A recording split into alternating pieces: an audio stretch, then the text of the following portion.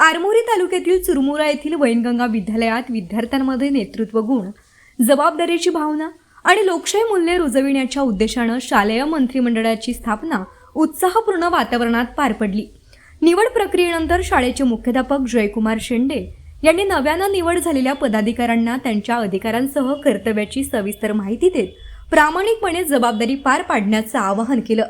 यावेळी मुख्यमंत्रीपदी विकास शिवणकर, उपमुख्यमंत्रीपदी धनश्री लोहर, शिक्षण मंत्री प्रज्वल मस्के, क्रीडा मंत्री यश सातपुते, सांस्कृतिक मंत्री तनुजा बुरकुटे, आरोग्य मंत्री नंदिनी रोहणकर, पर्यावरण मंत्री मेघा इटनकर, स्वच्छता मंत्री गणेश मेश्राम आणि मुलींचे प्रतिनिधी म्हणून प्रिया बांबोळे यांची निवड करण्यात आली।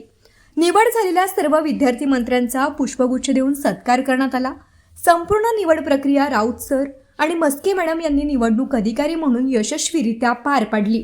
तसंच गेडाम, बर्डे, राऊत मॅडम, नागरे, मोरांडे, मडावी, चौधरी आणि इतर शिक्षकांनी कार्यक्रमाच्या यशस्वी आयोजनासाठी मोलाचं सहकार्य केलं। शाळेतील हा लोकशाहीचा उपक्रम विद्यार्थ्यांसाठी नेतृत्व, शिस्त आणि जबाबदारीचे संस्कार घडविणारा ठरला।